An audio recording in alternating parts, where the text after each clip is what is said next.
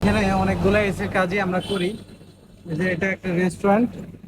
ওই যে এসিটা এখন শীতকাল, যদিও রেস্টুরেন্টের ভিতরে এসির প্রয়োজন আছে। এটা একটা কেক পেস্ট্রির সেকশন আছে, সেখানকার এই এসিটা প্রতিদিনই ব্যবহার হয়।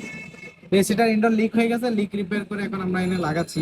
গ্যাস পর্যাপ্ত ছিল, তারপর আমরা সেই গ্যাসটা একদমই ফেলে দিয়ে, সেই গ্যাসটা টোটালি ফেলে দিয়ে নতুন করে ভ্যাকুম করে এখন পুরো গ্যাসটা নতুন করে রিচার্জ করতেছি। এর কারণ হচ্ছে পুরোনো গ্যাসটা যদি থেকে যায় আর সেই গ্যাসের সাথে লিক হয়ে বাইরের বাতাস ঢুকে যাওয়ার সম্ভাবনা থাকে।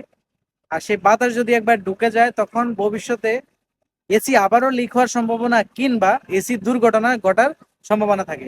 এই জন্য এসি কে 100% ভ্যাকুম করেই নতুন করে গ্যাস রিচার্জ করতে হবে। অনেকে দেখা যায় একটু পরিমাণে গ্যাস কমলে সেই গ্যাসটা রেখে আবার নতুন করে গ্যাস দিয়ে দেয়। এটা করবেন না। গ্যাস কমলে অবশ্যই পুরোনো গ্যাস ফেলে দিয়ে নতুন করে রিচার্জ করবেন। আর 100% ভ্যাকুম করবেন, নয়তো এসির ক্যাপাসিটি অনেকটাই ঠিকঠাক ভাবে পারফরমেন্স করবে না। এসি কুলিং ক্যাপাসিটি অনেকটাই কমে যায়। তো ভিডিও ভালো লাগলে অবশ্যই শেয়ার করবেন আর ফলো দিয়ে পাশে থাকবেন। ধন্যবাদ।